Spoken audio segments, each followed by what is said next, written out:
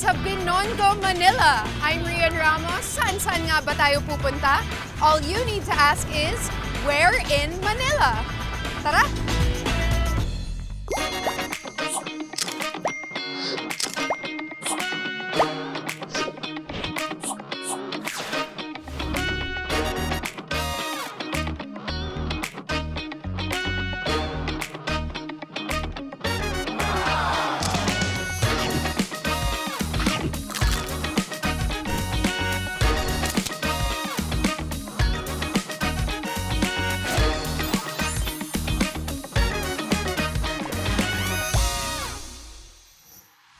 We are here right now in Binondo, mas kilala bilang Chinatown. At ang makakasama ko today, ang aking magiging kadate, ang tunay na anak ng Maynila. Para naman may kasama ako mag-explore dito. Hi! Kamusta po? Magandang araw sa lahat. SB po, Sam Versosa. At ako magiging tour guide mo ngayong araw. Yay! I'm so excited. Siyempre, andito ka sa lugar namin sa Maynila. Ako magpapakita sa iyo ng kagandahan ng lugar namin. Yan ang madidiscover ko ngayon. So I can't wait. Ipakita mo na sa akin ang iyong Binondo. Tara! Let's go!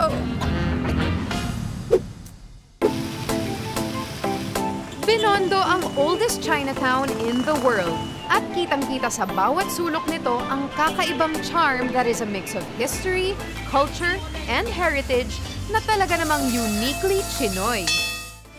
Binondo was founded in 1594 noong panahon ng mga Kastila, just across the river from Intramuros, na capital noon ng Spanish colonial government dito sa Pilipinas.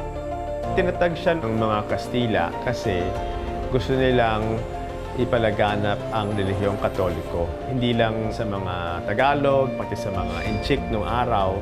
So, nagtayo sila ng simbahan doon. And just beside the iconic church is the famous Ong Pin Street, where we'll begin today's food adventure. Hindi ko pa natatry yung mga food dito. Kasi siguro may hindi pa nagde-date sa akin dito. Hindi, kaya nga tayo nandito. Itutour kita at i-date na rin kita at the same time. Wow, buti na lang pala dito ang episode natin today. Nakakuha ako ng date. Our first stop in Ong Pin, the home of the original Hopiang Ube. Meron akong trivia para sa'yo. Ang ibig sabihin ng hopya, alam mo ba? Alam ko yan. Ano? Hope you like it. Hindi, nakaka-hopya ka naman. Hindi, charot. Ang ibig sabihin ng ho ay good. Tapos yung pia, cake. So it means good cake. Mochi pia? May muchipya o na ube makapunong. Mochi na hopya.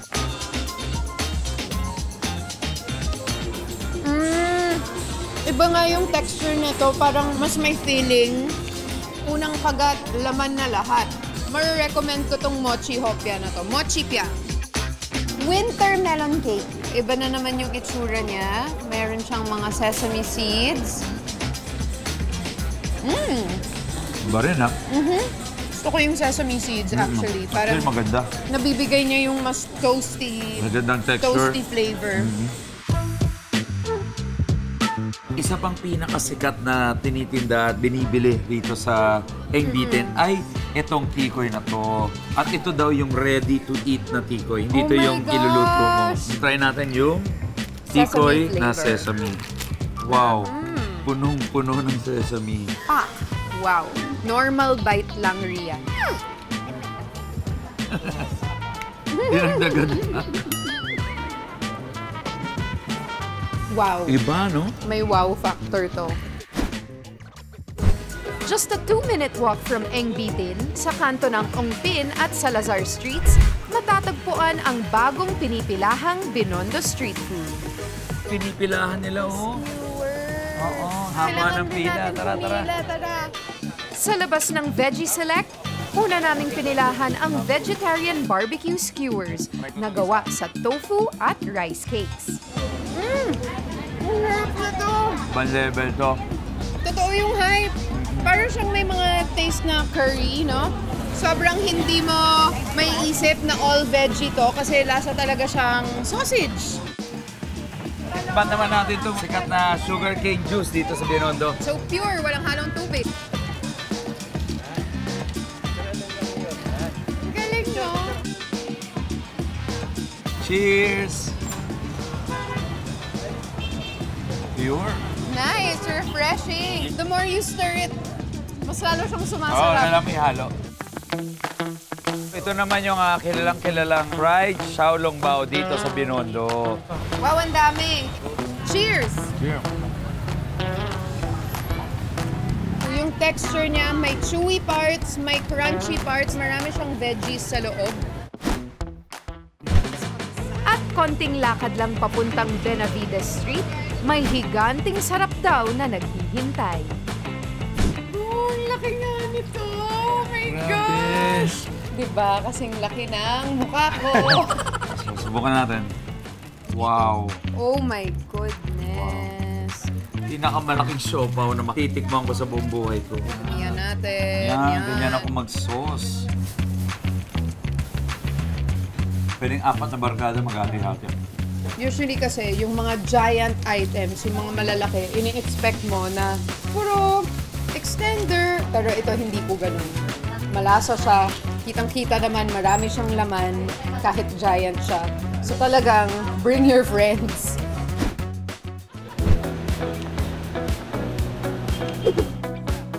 I'm so excited because I have a confession to make. Ito pong Shanghai fried siopaw. Hindi ko first time dito, pero binabalik-balikan ko to kasi masarap po talaga. So natikman mo na to? Natikman ko na to.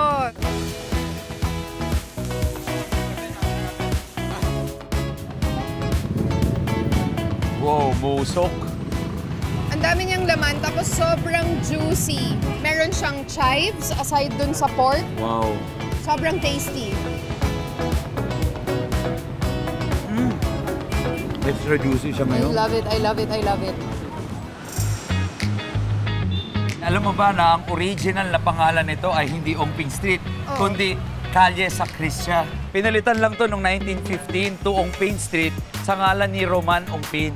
Isa siyang mayamang Chinese businessman and philanthropist. Businessman and philanthropist. Oh wow, it sounds familiar. Ay, kilala kang ganon? Oh, malamang si Roman Ongpin, napakaganda ng girlfriend mo, Ay, no? oo, parang ikaw. feeling ko. For our last stop, let's check out one of the trendiest street foods Binondo has to offer.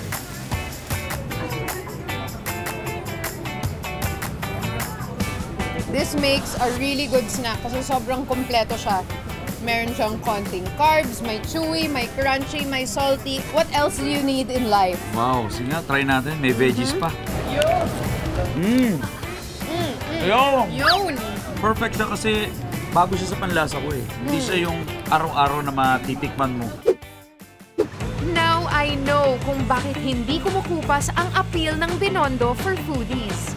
It continues to grow and innovate. Pero hindi nila iniiwan ang mga pamana ng kasaysayan that makes it unique in Manila. Marami pa tayong pwedeng puntahan dito sa Ongpin at sa buong Binondo. Kaya tara, puntahan na natin. Okay, kaya abangan nyo yan sa pagbabalik ng Where in Manila.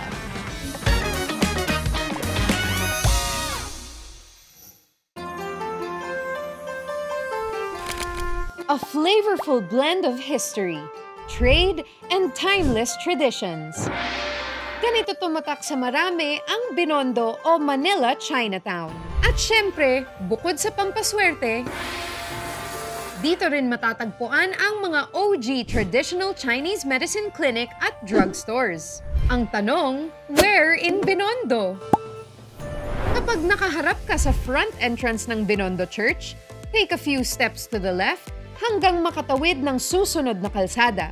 Sa bandang gitna ng street na ito, makikita ang building kung saan matatagpuan ang isa sa mga pinaka-dinarayong wellness clinic dito, ang Mount Tai Traditional Medicine Development Center. At pupunta kami dito ngayon ng aking date/tour guide na si SB to get our much-needed wellness treatment. Hello, good morning. Hello, nice to meet you. Nice to meet My you, name is Jeffrey Chua. Have a seat. Dinala ko po si Rian dito kasi sabi ko, ito yung kilalang traditional Chinese center or medicine. Ano bang kaibahan ng traditional Chinese dun sa non-traditional? When we say traditional Chinese medicine, ito po ay study ng physiology and pathology, no? That is dealing with diagnosis, treatment, and kaibahan for prevention.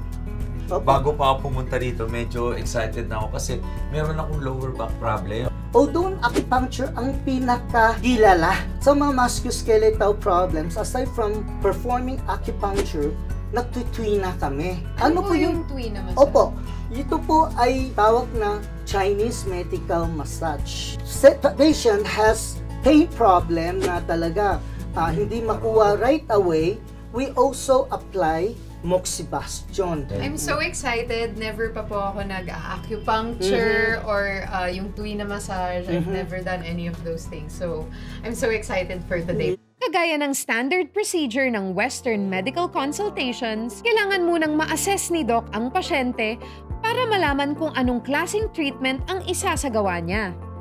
Kapag okay na ang lahat, diretso na agad sa treatment room. No? Kakaiba yung feeling. Hindi siya yung same feeling ng mga ibang massage. Hindi siya sa pinaka-bulk ng muscle mo. Doon siya sa in-between. Ngayon, ang ginagawa kong technique, tawag namin blocking. Parang no? gitara. Parang gitara. Kaya, pinaplak ko para mabuka ulit. Even with traditional treatments like this, hindi rin pala basta-basta ang training na kailangan ng mga gumagawa nito. Kailangang licensed sila, may accreditation galing sa Department of Health at certification sa iba't ibang institutions. No? So, itong area kanina, no? Ito, ha? Opo. So, ito lang tutusukin ko. Don't worry, no? Oo. I'm not worried. 1 inch na karayom. Sila Gina Tutusukin Lynn. kita ng karayom. 1 inch na karayom. 1 inch na karayom. Okay. Ito lang tutusukin ko. I'm not worried. 1 inch na karayom. 1 inch. Okay, yeah. Okay, tapos na. Ang bilis nito. No? I love it. Oh my gosh. Katusok na dyan. Pwede pa rin namang gumalaw. Basta, wag lang masyadong malikot for about 10 minutes para hindi malaglag yung karayom. Actually, believe it or not, hindi talaga masakit nung nilagay, nung tinanggal. Wala talaga ako masyadong naramdaman. Psychologically lang dahil nakikita kong may karayom na nakatusok. Pati si SV, sumalang na rin para sa inirereklamo niyang lumbar discomfort o pananakit ng likod. Ready na po para matusok ngayong araw dito po sa Where in Manila. Itong traditional Chinese medicine has already a history of more than not just only 2,000 but 5,000 years of history. Ito po ay considered as the cultural heritage of the Chinese people. Usually those people who have lumbar problem, ito usually nakaangat. Ito. Both sides? Depends on the problem, no? Kasi yung iba, one-sided, yung iba, both sides. Kaya siguro yung sa legs ko kanina, isang side lang kasi tabingi yung likod ko eh. Madaya ka po. Ikaw, wala kang tinanggal. Ako tinanggal ko halos lahat. Guess what? You're on my show now. Oo, nakadalawang taon ako sa Dear SV. Hindi naman ako nagbubad ng ganito. Dito, first episode ng Where in Manila. Ito kagad ang pinagawa nila sa akin. Ito agad yung concept. Pasensya ka na ha.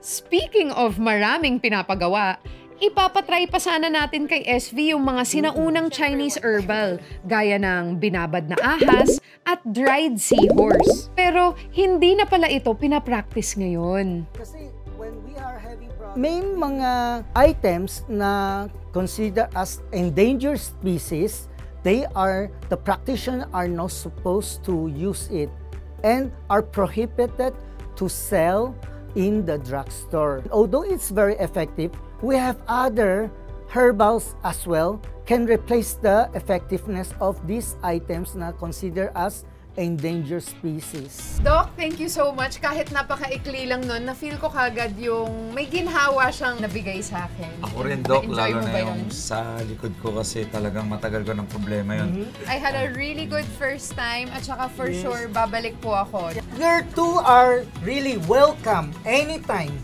Thank you. Thank Sige, you so thank much. you so much. Thank you so You're much, Doc. welcome. Thank you so much. And just when I thought na si SV ang mapapaatras sa pag-try ng mga sinaunang Chinese herbal medicine, Masarap naman talaga siya eh. where in Manila? Stay tuned!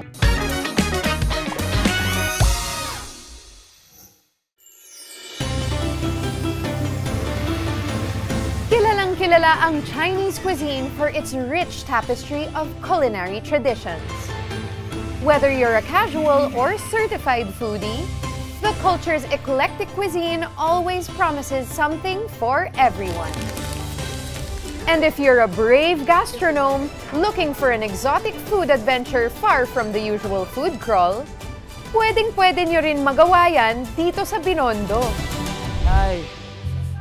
So, dito na tayo. Ito na yung next stop natin. Pero sabihin ko sa Iri, wala akong idea kung ano itong pupuntahan natin, kung anong kakainin natin. Oh no! May nararamdaman na talaga ako about this place kanina pa. Feeling ko, minimislead tayo ng production. Kasi ayaw nila sabihin, kanina pa kami nagtatanong, pa. ayaw niya talaga sabihin. Kaya sabi ko, Kahit ikaw pala hindi mo alam. hindi ko talaga alam. First time ko rin dito, kaya... Susubukan nito ang relationship natin. I have a feeling. O tara, subukan na natin. Ano ba to? Hello, Sir SV and Miss Rian. Welcome to Four Seasons po. This is home food, Chinese cuisine. Chinese style na turo-turo po siya. Huwag kayong mag-alala. May hinanda kaming masasarap na pagkain para Yes, masasarap. surprise, pero sigurado masarap. Ito rin surprise. Let's go. Just a few steps away from Binondo Church, you'll find this quaint Chinese resto na Pinoy ang vibe, ang Four Seasons Noodle House. Pagpasok nyo pa lang, talaga namang mafe-feel at home na kayo agad. Lalo't turo-turo style ang presentation ng kanilang mga putahe. But be warned, because looks can be deceiving. Ang ilan kasi sa kanilang food offerings ng resto may not be for the faint of heart. Tulad na lang namin ni SV. Ano ba kasi tong paandar ng Where in Manila team? So, Rian, SB, makinig kayo dun sa instructions. Oh no. Okay, instructions. Alright, SB, Ri, welcome to Spill Your Guts.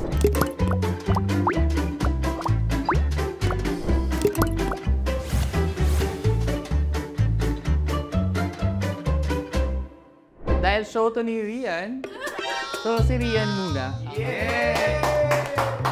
Weston! Rian, first question lang muna. Something easy.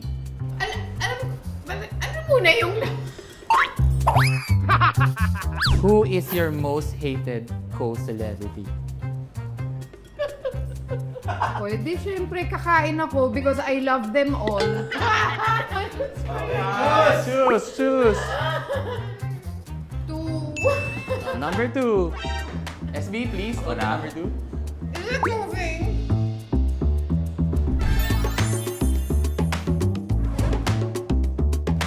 Sige na nga, sabihin ko. Sabihin ko na. Isang lunok lang yan. Yung artista. Yung artista na pinaka-hate ko talaga.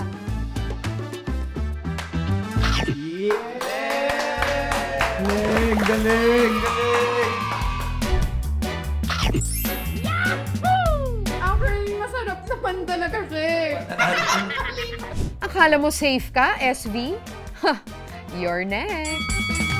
Yours is a hamster. First question, SB. Sinong pipiliin mo? Your boo, Rian, or public service?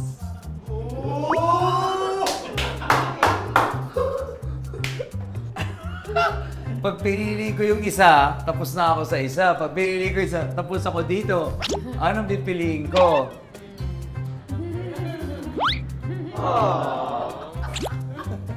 Anong pipiliin ko?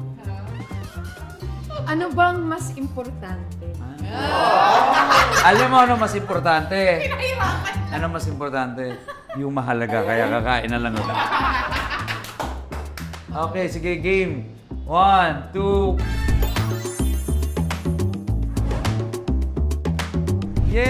Yay!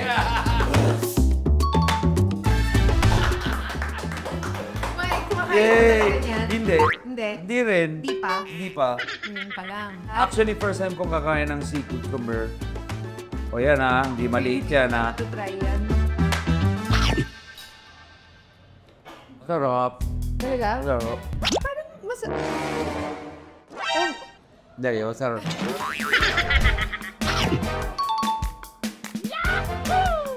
Rian, question. What is your biggest regret when it comes to love?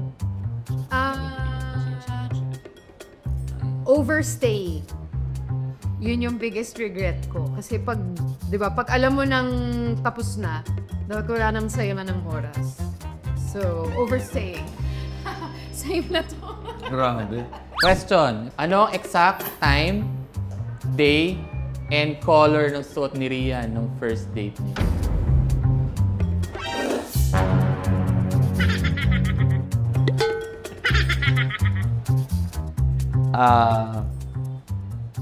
July. Kakainin ba nung Yeah. Actually, hindi ko naman din maalala yung suot. Yun lang pareho? Pero malamang may SB yung suot. Galing! Siyempre, may sarili kong clothing brand. SB shirt. Sarili tayong clothing brand. O sige, kakain na lang ako. Sama!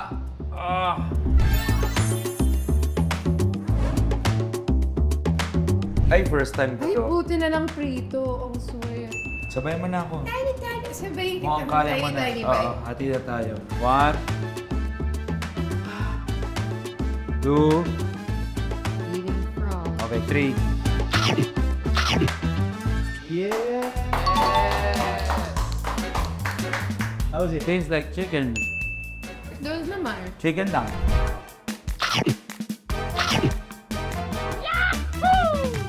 Answerable for the both of you. Anong ugali nyo ang ayaw nyo sa isa't isa? Ang dali naman nun, sarap. Mas madali sa akin yun. I doubt it. Ano muna yan? Siyempre wala. Kaya kakainin ko na. Ako rin na kakainin.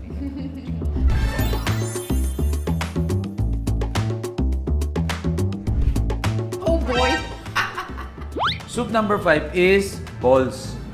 Yan.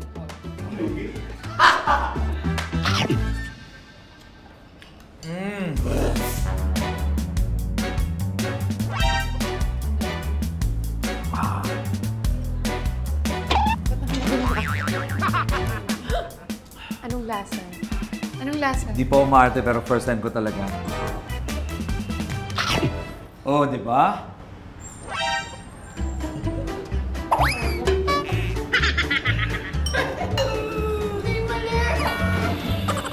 One final question na lang. For the both of you na. The question is, Sino ang pinakaayaw niyang politician? Ask him! so, totoong question na. Forever na ba?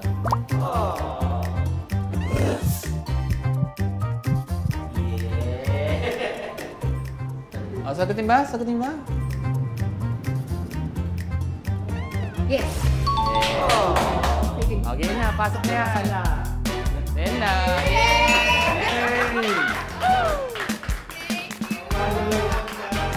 Survive natin to. That's it for episode 1, Binondo. Thank you so much, SB, sa pagsama sa akin at sa pag-tour sa akin dito sa Binondo. I had so much fun. It's a pleasure for me. Siyempre, andito ka sa minamahal kong Maynila. Sino pa ba magtutur sa'yo? So sa pinakamamahal ko, kundi ako. Thank you so much. And I'm so excited to learn more and more about this beautiful city. At syempre, kasama kayo dyan. Ako po si Rian Ramos. Saan-saan pa ba tayo pupunta? All you need to ask is, Where in Manila? Nandito tayo sa Sampaloc, Manila.